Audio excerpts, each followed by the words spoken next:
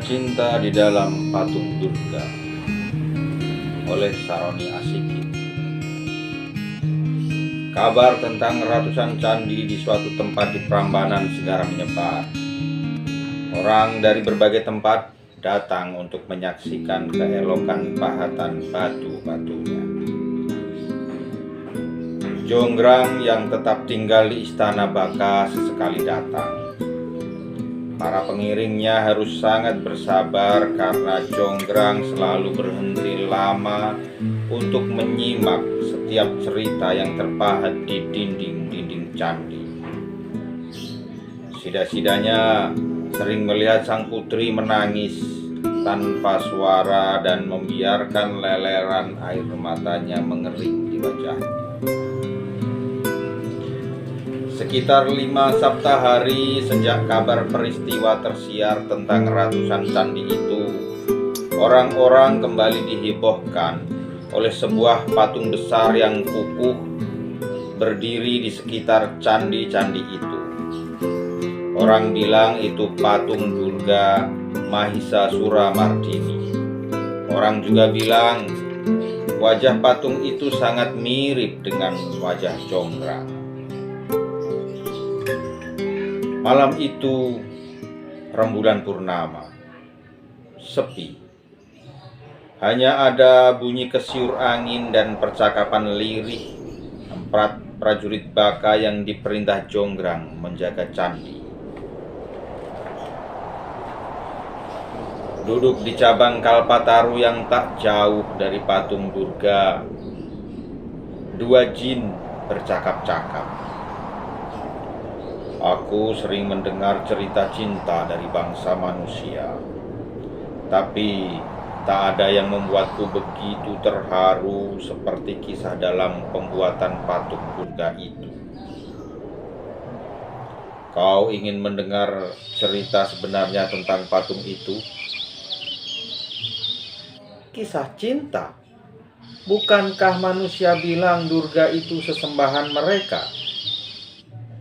Itu patung pemuliaan, bukan patung kisah cinta.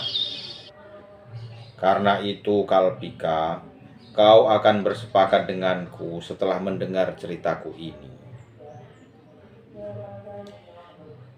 Inilah cerita jin yang terlibat dalam proses pembuatan patung Durga.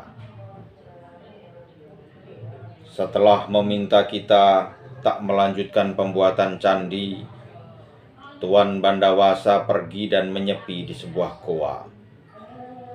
Setiap hari, dari saat matahari muncul hingga lenyap di barat, dia berdiri di suatu tempat dengan pandangan mengarah ke Istana Baka. Selama sabta hari dia begitu. Lalu, pada hasta hari dia memanggilku.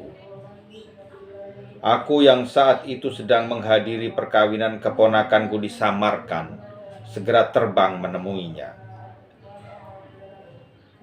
Rucika, bawakan aku batu besar dan tinggi, pohon Kalpataru. Seperti yang sudah-sudah aku menyatakan kesediaan tanpa bertanya, tanpa membantah apapun.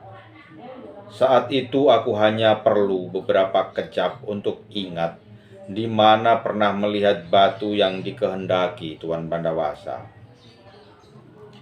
Aku terbang kembali ke hadapan Tuan Bandawasa dengan memanggul sebongkah batu besar dan tinggi. Tuan tersenyum dan memintaku mendirikan batu itu di bawah kerindangan Brahmastana. Lalu dia memintaku mengambilkan peralatan memahat. Pergilah ke Istana Baka. Tunggu hingga malam. Sirep putih Jonggrang, lalu bawa kemari. Kalau sampai putri itu terbangun sebelum dia berada kembali di pembaringannya, kau akan kuhukum. Lagi-lagi tanpa bertanya apapun kupatuhi perintahnya. Ketika memandangi Putri Jonggrang yang tertidur dengan kain yang agak tersingkap, aku hampir saja tergoda untuk memperkosanya. Kalau aku tak takut terhadap hukuman dari Tuan Bandawasa. Lalu kulakukan apa yang diperintahkan. Aku agak terkejut ketika melihat ratusan obor menyala menerangi sebuah dangau kecil di dekat pohon Brahmastana. Ada tilam terbungkus kain dan Tuan Bandawasa memintaku membaringkan Putri Jonggrang di situ. Dia lalu berlama-lama memandangi wajah si putri yang lelap itu sebelum ia mulai menatah batu besar itu. Beberapa saat setelah menatah batu, Tuan Bandawasa kembali berlama-lama memandangi si putri. Lalu, sebelum celeret jingga membias di langit timur, dia memintaku membawa kembali putri ke kamar istananya. Begitulah setiap malam. Pada malam pertama, Tuan Bandawasa hanya berhasil menatah 2 mata yang terbuka. Kalau dipandang dengan seksama, kedua bola mata itu seolah-olah hidup. Dan kalau aku tak salah menghitung, itu berlangsung selama 5 sabta hari. Hingga patung itu kini berada di tempat yang kita lihat sekarang.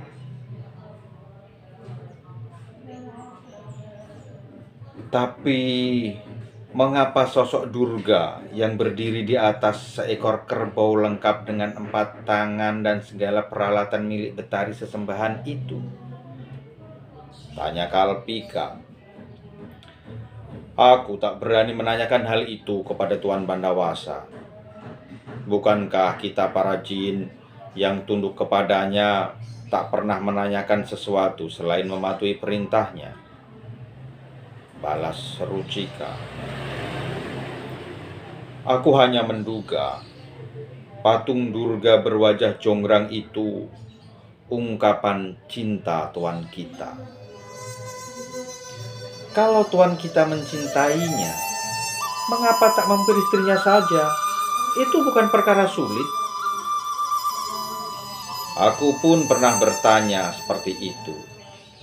Aku tak tahu mengapa, tapi Tuan kita pernah berkata kepadaku,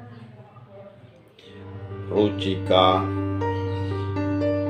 aku sangat mencintai Jonggrang, tapi dia menampikku.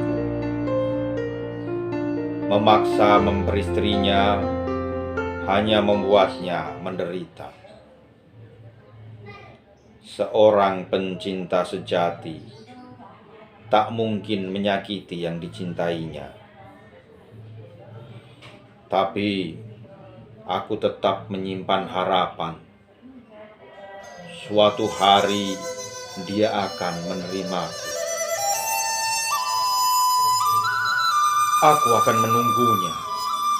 Bahkan bila itu tepat pada saat kematianku tiba.